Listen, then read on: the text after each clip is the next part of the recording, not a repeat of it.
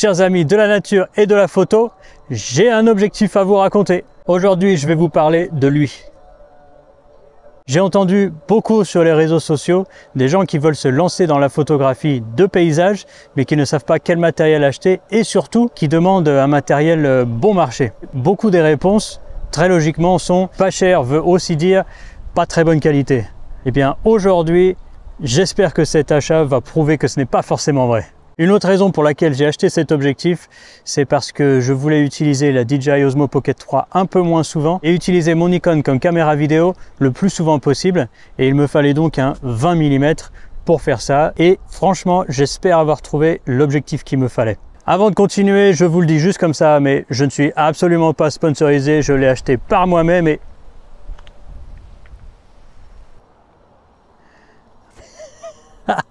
Le programme d'aujourd'hui est donc assez simple, je vais vous faire une review de cet objectif. Je l'amène ici à la montagne, à Sapessan, pour prendre de beaux rochers et de belles vues, voir ce que je peux tirer de cet objectif. Et une review sur le terrain du Viltrox 20 mm f2.8 pour savoir si vous avez besoin de claquer des milliers d'euros en grand angle ou pas.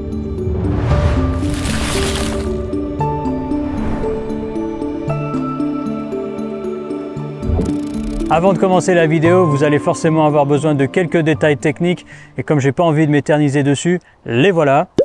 Il y a plusieurs informations qui sont importantes pour moi là-dessus. C'est que c'est un 20 mm, c'est un objectif autofocus.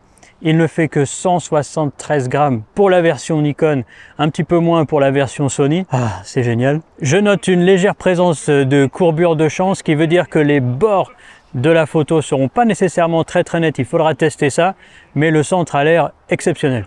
Et bien sûr, la dernière information importante sur la technique, c'est son prix ultra doux. Et un dernier détail technique de design qui va jouer un rôle très important pour moi à l'avenir, je pense, c'est la taille ridicule de cet objectif. Regardez par rapport au 14-30. Vous pouvez aller directement à la partie review complète de l'objectif vers la fin de la vidéo en allant à ce timecode.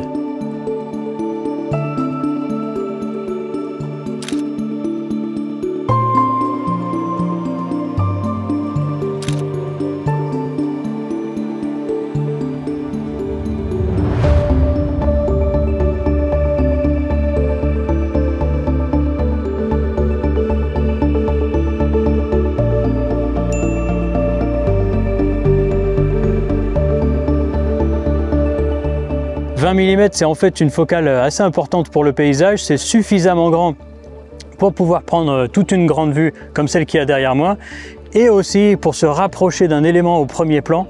Donc c'est vraiment une focale de base que beaucoup de photographes de paysage aiment bien utiliser, moi y compris.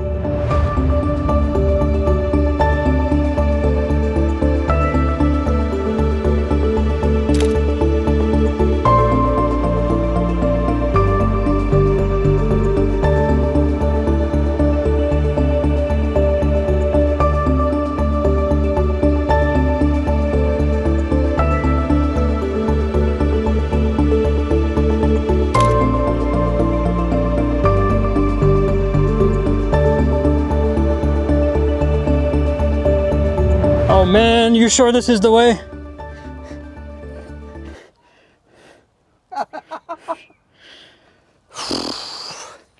Oh man, how did you go through here?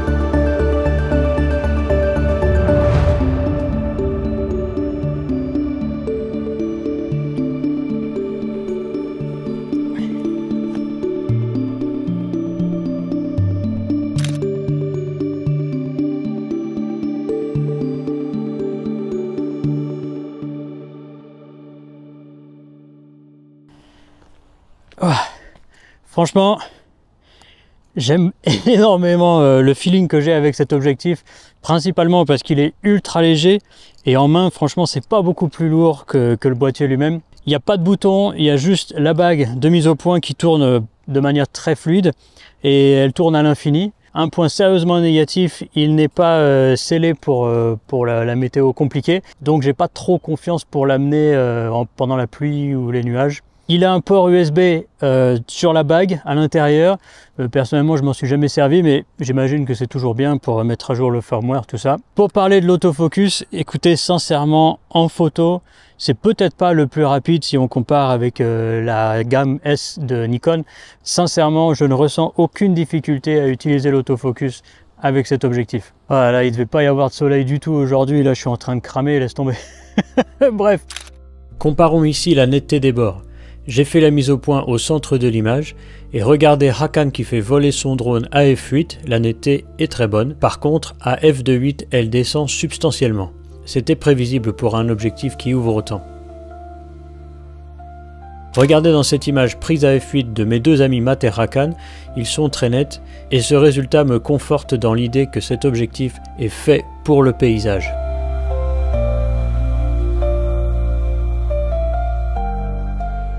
Le vignetting est très prononcé à f2.8, même s'il n'est pas très difficile à corriger en termes de luminosité. À f8, il est beaucoup moins présent. Par contre, à tous les réglages, dans ce vignetting, il y a un léger changement de couleur qu'il faudra corriger.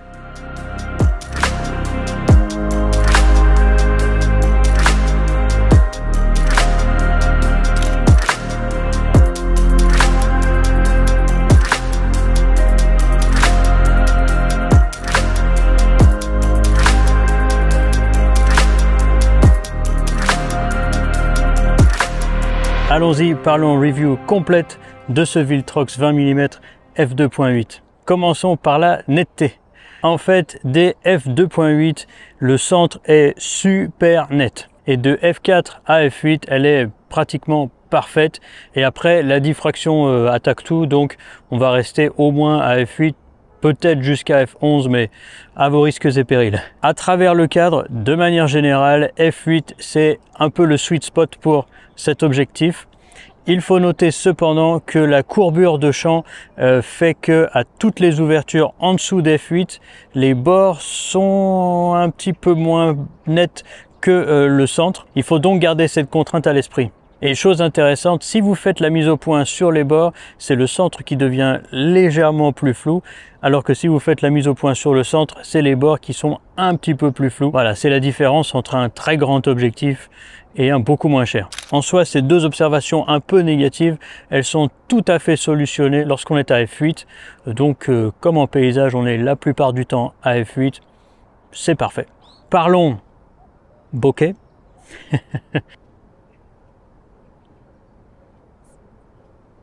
C'est un 20 mm, ça sera donc pas un bokeh king, faut pas se faire d'illusions. Cependant, la zone hors mise au point est très douce et j'ai trouvé que en fait le bokeh était plutôt sympa sur cet objectif. Alors c'est pas très étonnant vu que c'est une focale fixe, mais c'est toujours bon à noter. Un point assez négatif pour cet objectif, quelle que soit votre ouverture, c'est que le vignetting est quand même très prononcé. Alors moins à f8 qu'à f2.8 bien sûr, comme toujours, mais quand même assez haut dans les échelles du vignetting. Personnellement, ça ne me dérange pas du tout, parce que la plupart du temps, avec un 20 mm en paysage, on est à f8, donc moins de vignetting que pour les autres ouvertures, et surtout parce que c'est très facile de corriger le vignetting en post, donc c'est pas vraiment un gros problème pour moi, mais je peux comprendre que ça peut l'être pour vous. Mais là, passons à un énorme point positif de cet objectif. Il n'a virtuellement aucune aberration chromatique. J'ai dû zoomer à plus de 300% pour en voir, mais un léger filet. Et comme vous le voyez sur un sujet très sombre, devant un fond tout blanc, même mon Nikon 1430 que j'adore, il galère dans ce genre de circonstances, alors que lui, il est passé comme une lettre à la poste. Faudrait peut-être arrêter de dire ça en 2024. Parlons distorsion. Il en a très peu, et soyons réalistes, la nature ne construit pas en ligne droite la plupart du temps, donc ça ne sera pas un problème pour le paysage. Ceci étant, si vous prenez de l'architecture, vous serez heureux de savoir que ce Viltrox 20 mm a une distorsion très peu présente, un peu compliquée sur les bords, elle remonte un peu bizarrement, mais en soi elle n'est pas très présente, donc ça peut être un point positif pour vous. Un autre point positif, et il y en a beaucoup, c'est que le verre de cet objectif contrôle très bien le flair. Regardez cette vidéo, comme vous pouvez le voir, j'en ai quand même trouvé, mais regardez bien, j'ai bougé l'angle mais d'1 millimètre et le flair a complètement disparu, ce qui n'est donc pas un problème lorsque vous prendrez des couchers ou des levées de soleil au 20 mm. Et si vous avez l'extraordinaire chance de prendre votre photo dans cet exact très précis angle, moi je l'aimais plutôt bien, ce flair c'est plutôt doux, donc ça peut ajouter un peu de style à vos photos. Généralement on fait plus ça en portrait qu'en paysage, mais sait-on jamais. Une dernière caractéristique technique, ce sont les étoiles de distorsion. Je vais appeler ça les Sunstars parce que, soyons honnêtes 2 minutes, étoiles de distorsion c'est beaucoup trop long. Je suis peut-être le seul au monde, mais personnellement j'aime pas du tout les Sunstars, je ne comprends pas ce que ça ajoute à une image. Donc je suis très heureux de voir que les Sunstars sont très bien maîtrisés en fait dans cet objectif, principalement dû au fait qu'on peut fermer qu'à f16 au maximum. Ceci dit, si vous aimez ça, il y en a et elles sont plutôt plaisantes. Alors gardez en tête que c'est quelqu'un qui n'aime pas les Sunstars qui vous dit ça, mais vous serez aussi satisfait de ce point de vue-là. Cet objectif montre un certain niveau de focus breathing. Je vous conseille donc, si vous faites des focus stacks avec cet objectif, de prendre beaucoup d'images intermédiaires. J'ai donc utilisé cet objectif pendant 2 randonnées, vous verrez la deuxième la semaine prochaine. Mon retour d'expérience, c'est qu'il est ultra petit et surtout ultra léger. L'autofocus est silencieux et franchement très rapide et précis. Donc ce que je retiens le plus, c'est qu'il a disparu. Ce que je veux dire par là, c'est qu'il ne se présentait pas entre moi et la vue que je voulais prendre. Le processus complet de prendre une photo était ultra fluide. Donc en vérité, j'ai eu une très bonne expérience avec.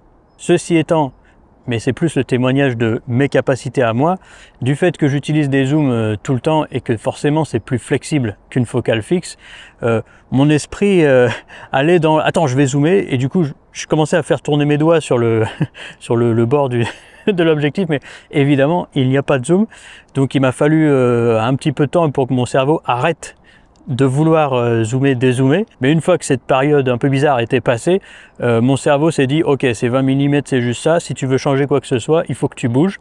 Résultant dans beaucoup plus de plaisir en fait de composer une image, de mettre tous les éléments du paysage ensemble. Du coup, c'est un sujet que j'aborde la semaine prochaine, mais j'ai trouvé beaucoup plus intéressant la recherche photographique physique pour placer les éléments dans le cadre. Si vous avez l'habitude des focales fixes, c'est normal pour vous.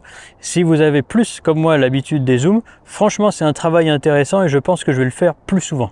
Pour résumer donc, les points positifs sont petit, léger, invisible, vous avez compris ce que je veux vous dire. L'autofocus est rapide et silencieux et il marche très bien en vidéo aussi. À f8, là où on s'en sert le plus souvent pour le paysage, il est peut-être pas parfait, mais il est vraiment très bon. Et les aberrations chromatiques sont ultra bien contrôlées. Et une dernière chose, évidemment, qui est très important pour n'importe quel objectif, c'est le prix. Il est tellement doux, pourquoi se priver si vous avez besoin d'une focale fixe autour du 20 mm.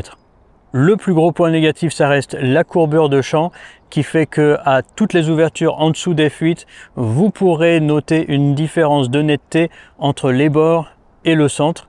Mais à f8, encore une fois, là où on s'en sert le plus souvent, c'est très peu visible. Un vignetting prononcé sur toute la gamme d'ouverture, mais facilement rattrapable en post-production. Alors en conclusion, pour qui est cet objectif? Si vous avez un capteur plein format de chez Sony ou de chez Nikon avec autour de 24 millions de pixels, courez-y, il est génial. Si vous avez un capteur avec beaucoup plus de résolution comme mon Z7, un Z8 ou les Sony A7R 5, je crois que c'est maintenant, vous remarquerez un petit peu plus la courbure de champ, mais sincèrement, ça ne posera pas un gros problème. Quand je dis ça, c'est-à-dire que vous devrez zoomer à 200% ou un truc comme ça pour le voir sur votre écran d'ordinateur. Vous voyez, c'est pas insurmontable, loin de là.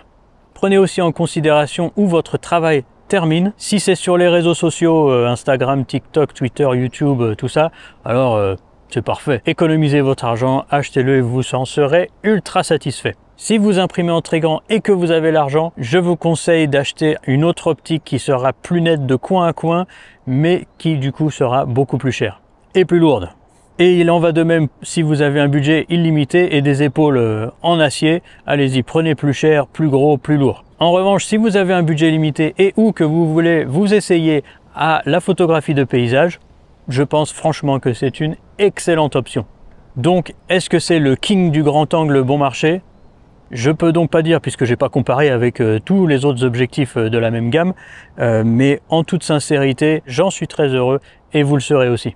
D'un point de vue personnel, je ne pense pas que cet objectif remplacera mon 14-30 parce qu'à 20 mm, la netteté de coin à coin de mon 14-30 est meilleure. Je m'en servirai, je pense, principalement dans deux circonstances. Je vais essayer d'utiliser plus souvent mon Nikon pour la chaîne YouTube et pour approfondir un peu plus le travail en focale fixe, c'est-à-dire un travail plus physique d'assemblage d'éléments dans mes cadres. Bref, dans tous les cas, si votre exemplaire est aussi bon que le mien, vous l'adorerez.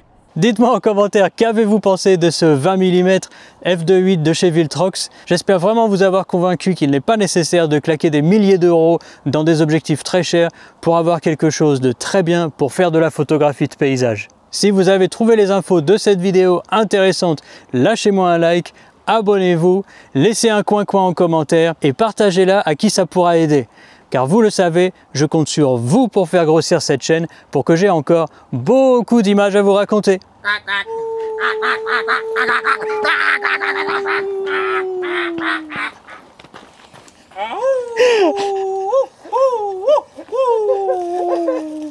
On peut pas être sérieux 2 minutes avec ces garçons-là.